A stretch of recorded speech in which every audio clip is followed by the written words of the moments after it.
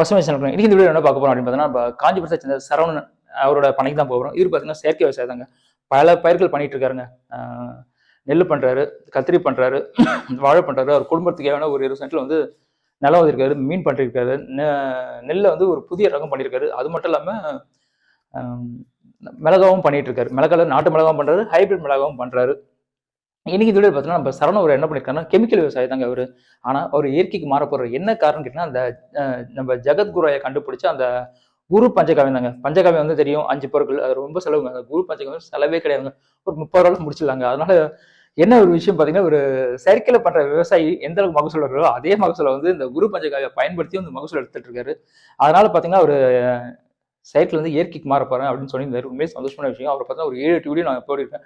இன்னைக்கு இந்த வீடியோல பார்த்தீங்கன்னா ஒரு மிளகா சாகுபடி பண்ணிட்டு இருக்காங்க. மிளகா சாகுபடி நாட்டு மிளகாவும் பண்ற ஒரு சைட்ல, இன்னொரு சைட்ல பார்த்தீங்கன்னா ஹைபிரிடும் பண்றாரு. இவர் ஏன் ஹைபிரிட் பண்ணிருக்காரு அப்படின்னு கேட்டீங்கன்னா ஹைபிரிட்ல ஒரு விஷயம் ஒன்று இருக்குங்க. என்னன்னா இது வந்து நல்ல மகசூல் தருமா, சரிங்களா? இது எதுக்கு பண்ணியிருக்காரு அப்படின்னு பார்த்தீங்கன்னா நம்ம ஜெகத்குருவை கண்டுபிடிச்ச அந்த குரு பஞ்சகாவியா வந்து அவர் தெரியறதுக்கு முன்னாடி இது பண்ணியிருக்காரு. சரி பண்ணிட்டோமேன்ட்டு விட்டுட்டாரு. அந்த நிலத்துல பார்த்தீங்கன்னா ஒரு 30 சென்ட் வந்து இந்த மிளகா சாகுபடி பண்ணியிருக்காருங்க. ஹைபிரிட் தான் பண்ணியிருக்காரு. என்ன அப்படின்னு பார்த்தீங்கன்னா மிளகா வந்து அப்படியே விற்றீங்கன்னா வந்து வெறும் 50 ரூபா தான் போவாங்க. ஆனா மதிப்பு கூட்டினா பெருசா ஒண்ணு இல்லைங்க. காய வச்சு வித்தீங்கன்னா 300 ரூபாய்க்கு போகும் அப்படின்ற ஒரு விஷயத்த வந்து இவர் சொல்றாரு. அது மட்டும் இல்லாம மிளகா வந்து விதையை அப்படியே தூக்கி விட்டா விதைகள் ஜாஸ்தி செலவாகும். அதுக்காக என்ன பண்றாரு, குழித்தட்டு அப்படின்ற முறையை கையாண்டு நாத்தை உற்பத்தி பண்ணி தான் நட்டுருக்காரு. அதனால வந்து விதை செலவு மிச்சமாகுது அப்படின்னு சொல்றாரு. ஆனா இவர் இன்னும் விஷயம் சொல்றாரு, இது ஒரு தடவை தான் பண்ண போறேன். நம்ம ஜெகத்குருவை கண்டுபிடிச்ச அந்த குரு காஞ்சகாவியம் எனக்கு தெரிஞ்சிச்சு. அதனால அடுத்த இடத்துல வந்து நான் முழுக்க இயற்கை தான் பண்ண போறேன். இயற்கையில இருக்கிற அந்த என்கிட்ட நாட்டு மிளகா விதை நான் வச்சிருக்கேன், அதுதான் நான் பண்ண போறேன் அப்படின்னு சொல்றாரு. ஆனா இந்த ஹைபிரிட்ல பொறுத்த வரைக்கும் நிறைய பேர் விரும்புறாங்களாங்க. என்ன காரணம், அதோட கலர் அப்படின்னு சொல்றாரு. நான் அந்த முதலே சொன்ன மாதிரி தான், அப்படியே கொடுத்தீங்கன்னா 30 ரூபா 40 ரூபா கேட்கறாங்களா? ஒன்றும் இல்லை, ஒரே காய வச்சு வித்தீங்கன்னா 300 ரூபாய்க்கு போகுது அப்படின்னு சொல்றாரு. இன்னைக்கு வீடியோ மேலும் பல தகவல் சொல்றாரு. என்ன அப்படின்னு பார்த்தா பூச்சி அரிக்காம அவரு நிலத்தை பாதுகாத்து நிலம் சுத்தி பல பயிர்கள் பண்ணியிருக்காரு. என்னென்ன பயிர்கள் பண்ணியிருக்காரு, அதனால பூச்சி கட்டுப்படுதுன்ற விஷயத்த அவரே சொல்றாரு. வாங்க வீடியோக்குள்ள போகலாம். சரவணன் வணக்கம் சார். வணக்கம் சார். நம்ம இன்னைக்கு வந்து உங்களோட ஃபார்ம் தான் பார்த்துட்டு இருக்கோம். நீங்க வந்து நாட்டு மிளகாய் நட்டுறீங்க அப்படின்னு காமிச்சிங்க. அது எப்படி சாகுபடி பண்ணி காமிச்சிங்க? நம்ம சைடில் பண்ணி நீங்க ஹைபிரிட் பண்ணிட்டு இருக்கீங்க அப்படின்னீங்க. ஆமா, அதை பார்க்கலாங்களா? ஹைபிரிட் வந்து வாங்க பார்க்கலாம். இதான் அந்த பண்ணையா? ஆமா, இதுதான் வந்து பார்த்தீங்கன்னா ஹைபிரிட் வந்து மிளகாய் வந்து பார்த்தீங்கன்னா இது வந்து பார்த்தீங்கன்னா நம்ம எதுக்காக வந்து இதை பண்ணியிருந்தோம்னா, நம்ம வியாபார நோக்கத்துக்கு போகும்போது சில பேர் வந்து பார்த்தீங்கன்னா நல்ல ரெட்டிஷான ஹைபிரிட் மிளகாய் வந்து பார்த்தீங்கன்னா எதிர்பார்க்குறாங்க. ஆனால் வந்து நம்ம கிட்ட வந்து பார்த்தீங்கன்னா நாட்டு மிளகாய் தான் இருந்துச்சு. அதனால் ஹைபிரிட் மிளகாய் வந்து பார்த்தீங்கன்னா வாங்கிட்டு வந்து வியாபாரத்துக்காக தனியாக ஒரு தோட்டம் வந்து நம்ம வச்சுருக்கோம். இது வந்து பார்த்தீங்கன்னா நம்ம எதிர்பார்த்ததோட இது பரவாயில்ல, இதுவும் நல்லா தான் இருக்குது, ஒன்றும் தப்பு இல்லை. இதுக்கும் அதே மிளகாய் என்ன ஃபார்மேட்டோ அதே மாதிரி தான் பண்ணியிருந்தோம். ஆனால் இதை கடைக்காரர் கொடுக்கும்போது என்ன சொல்லியிருந்தாருன்னா, இதை வந்து வெயிலில் வந்து காய வைக்கக்கூடாதான், நிழலில் தான் காய வைக்கணுமா. இப்போ உலர்த்தின மாதிரி தான் காய வைக்கணுமா. இதை வெயிலில் காய வச்சா ரப்பர் மாதிரி ஆகிடுன்னு சொல்லிட்டு இது ஒரு வகையோட பேர் வந்து சொன்னார். அந்த பேர் வந்து நான் மறந்துட்டேன். அது வந்து ஸ்லிப் வந்து இருக்குது. இது இந்த மாதிரி பாருங்கள், நம்ம நாட்டு மிளகாய் வெயிலில் காய வச்சு 1 வருஷம் ஸ்டாக் வச்சுக்கலாம். இதை வந்து வெயிலில் காய வைக்கக்கூடாதுன்றாரு வாங்கி நட்டதுக்கு அப்புறம். இது என்ன ஆகுமோ, இது வந்து இதுதான் முதல் முறை. நல்லாவே காய்ச்சிருக்கு. ஆனால் இதோட லைஃப் வந்து 1 வருஷம் வரைக்கும் இது இருக்குமான்னு நம்ம பார்த்ததுக்கு அப்புறம் தான் தெரியும். ஆனால் இதுவும் வந்து மிளகாய் தூள் தானே? இது ஆமாம், இதுவும் மிளகாய் தூளுக்காக தான். பச்சை மிளகாவும் பயன்படுத்திக்கலாம், நல்லா இருக்குது. பச்சை மிளகாயும் பார்த்தீங்கன்னா இதுலேயும் அதே மாதிரி சுத்துக்காரியில் ஃபுல்லாக மக்காச்சோளம் நட்டாச்சு. ஆமாம், சுத்தில் வந்து பார்த்தீங்கன்னா காராமணியும் வந்து நட்டாச்சு, புளிச்சிக்கறியும் நட்டாச்சு. இதுலேயும் வந்து பார்த்தீங்கன்னா சொல்லிக்கிற அளவுக்கு பூச்சி தாக்குதல் சொல்லிக்கிற அளவுக்கு இல்லை. இதுலையும் வந்து குரு பஞ்சகாவியை நம்ம தொடர்ச்சியாக வந்து கொடுத்துக்கிட்டு தான் வரோம். வேற எதுவும் கொடுக்குறது இல்லையா இதில்? வேற எதுவும் கொடுக்குறது இல்லை இதில். ஆமாம், இதை பாருங்க, இந்த மிளகாய் பாருங்க, நல்லா ரெட்டிஷாக இருக்குது. இந்த ஃப்ளவருக்காக இதை வந்து பயன்படுத்துகிறாங்க. ஹைபிரிட் மிளகாய் தூள் வந்து இப்போ இந்த பிரியாணிக்கெலாம் பயன்படுத்துவாங்கள்ல, அதுக்கெல்லாம் நம்ம நாட்டு மிளகாய் தூள் பயன்படுத்தும் போது கலர் வந்து அந்தளவுக்கு வராது. அதனால இந்த வகை மிளகாய் வந்து பயன்படுத்தும் போது நல்லா ரெட்டிஷான கலர் வந்து வரும். அதுக்காக ஒரு ட்ரையலுக்காக அதை நட்டு இருக்கோம் நம்ம. பிரியாணிக்காக பயன்படுத்த பிரியாணிக்காக கண்டிப்பாக வந்து காஷ்மீர் மிளகாய் சொல்லுவோம்ல, அந்த மாதிரி வெரைட்டி பொழுது இது நல்லா ரெட்டிஷாக வரும். இப்போ தான் வந்து பழம் வந்து பழுகிற ஸ்டேஜ் வந்து வந்திருக்கு. சார், நீங்கள் தான் நாட்டு மிளகாய் பண்ணிட்டு எதுக்காக ஹைபிரிட் பண்ண காரணம்? நம்ம வியாபார நோக்கத்துக்குன்னும் போது மக்கள் வந்து விரும்புகிறாங்க. இந்த வகை மிளகாய் வந்து வேணுன்ட்டு, நாட்டு மிளகாயும் வேணும், இந்த வகை மிளகாயும் வேணுன்ட்டு அவங்களுக்காக வந்து நம்ம வந்து பண்ணியிருக்கோம். இந்த பாருங்க, அவங்களுக்காக பண்ணியிருக்கோம். இப்போ ஒரு உதாரணத்துக்கு நம்ம மிளகாய் தூளை வந்து மிளகாய் வந்து தூளாக்கும் போது சொல்லிக்கிற அளவுக்கு வந்து கலர் வந்து வராது.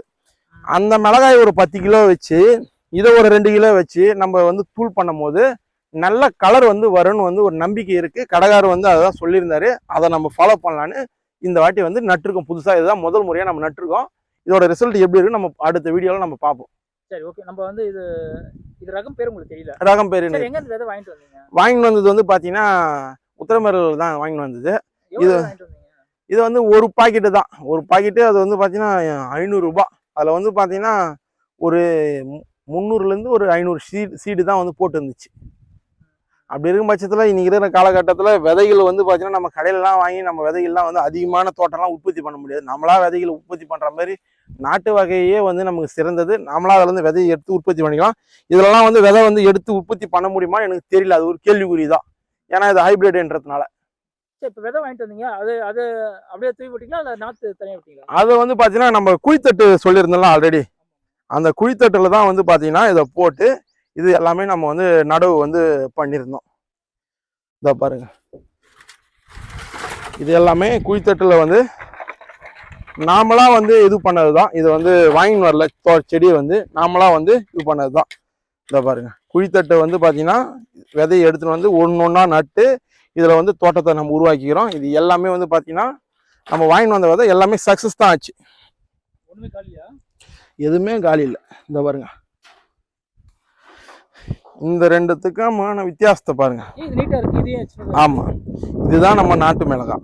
சரிங்களா? இதுதான் நம்ம கையில பாரம்பரியமா இருக்கிற ஒரு வகை மிளகாய். இது வந்து ஹைபிரிட்.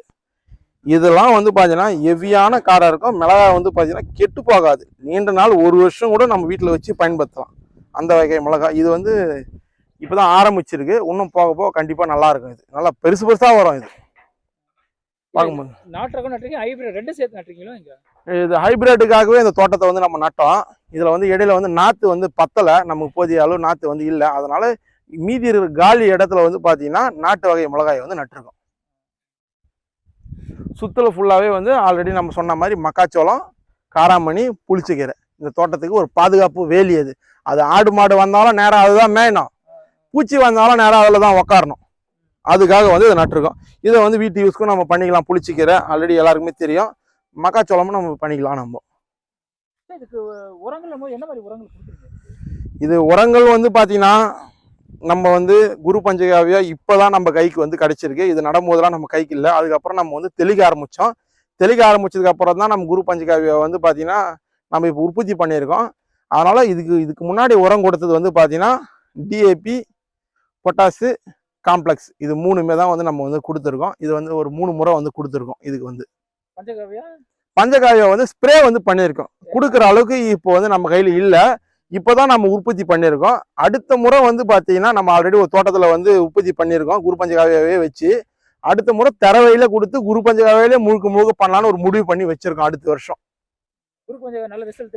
கண்டிப்பா நல்ல ரிசல்ட் தருது. நம்ம வர வாட்டி பண்ணி பார்ப்போம் எந்த அளவுக்கு ரிசல்ட் இருக்குன்னு நம்ம பண்ணி பார்ப்போம். சரி, இப்போ மிளகா பண்ணிருக்கேன் அப்படின்னீங்க, இதுல எவ்வளவு மகசூல் வரும் இப்ப நினைக்கிறீங்க? இதுல வந்து பாத்தீங்கன்னா மகசூல் வந்து எப்படி பார்த்தாலும் இது வந்து பாத்தீங்கன்னா ஒரு 20 சென்ட், ஒரு 8 மூட்டை 10 மூட்டை ஆவரேஜா வந்து நமக்கு கிடைச்சிடும். 10 மூட்டை எத்தனை கிலோ? 10 மூட்டைன்னு ஒரு மூட்டைன்றது வந்து பாத்தீங்கன்னா ஒரு 30 கிலோ தான் மிளகாய் வந்து பாத்தீங்கன்னா. அதான் ஒரு 300 கிலோன்னு வச்சுக்கலாம். 20 சென்ட்ல ஒரு 300 கிலோ கிடைக்கும். ஒரு கிலோ வந்து இன்னைக்கு வந்து பாத்தீங்கன்னா 300 ரூபாய் மிளகாய் வந்து. அப்படின்னா பாத்துக்கங்க, 10 300 அது 3000. அதுலேயே இது இந்த 20 சென்ட்லேயே நமக்கு வந்து எப்படி இருந்தாலும் ஒரு 5000 ரூபாய்க்கு நம்ம வந்து விற்கிற அளவுக்கு மிளகாய் வந்து காய்ச்சிரும். மிளகாய் பழம் நான் சொல்றது, காய் இல்லை பழம். காயெல்லாம் வந்து பார்த்தீங்கன்னா மார்க்கெட்டில் கம்மியான ரேட்டு தான் போகும். நம்ம வந்து எதிர்பார்த்த ரேட்டு வந்து போகாது. ஒரு கிலோ வந்து பார்த்தீங்கன்னா ஆமாம், பச்சை மிளகாய் காய் வந்து ஒரு கிலோ வந்து பார்த்தீங்கன்னா 50 ரூபா போகும் காய். அதுவே பழம் பார்த்துச்சிங்கன்னா அதை காய வச்ச பிறகு ஒரு கிலோ 300 ரூபாய். இதுதான் வந்து பார்த்தீங்கன்னா ஒரு விவசாயிக்கு வந்து தேவை கண்டிப்பாக. அதில் வந்து இந்த மிளகாயில் வந்து பார்த்தீங்கன்னா அது ஒரு முக்கிய பங்காக இருக்குது. 50 ரூபா காய் நீங்கள் காய வச்சதுக்கப்புறம் பழுத்ததுக்கப்புறம் 300 ரூபாய். அது வந்து ஆமாம், காய வச்சு அதை நம்ம ஸ்டாக் வச்சாலே அது விலை வந்து 300 ரூபாய். சரிங்க, நிறைய விஷயங்களை பகிர்ந்தீங்க. இந்த செடியில் நடுவில் கத்திரி வேறு நட்டுருக்கீங்க. கத்திரி எதுக்காக நட்டுருக்கீங்க? கத்திரி வந்து வீட்டு தேவைக்காக கத்திரி வந்து நட்டுருக்கோம். சும்மா அங்கங்கே 1-2 செடி வந்து நட்டுருக்கோம். கத்திரி வந்து வேற இல்லை கத்திரி செடி ஆமாம், இந்த ஓரத்தில் வச்சிருக்கிறது மட்டும்தான் பூச்சி புளிச்சக்கீரை, காராமணி, மக்காச்சோளம், இந்த 3 வகை நம்ம சொல்லியிருந்தாரு. அதில் வந்து மஞ்சள் பூச்செடிக்காக நம்ம வந்து புளிச்சக்கீரையை வந்து நட்டுருக்கோம். இந்த பூ சொல்றீங்க? ஆமாம் ஆமாம், சாமந்தி இல்லாத காரணத்தினால புளிச்சக்கீரையை நம்ம நட்டுருக்கோம்.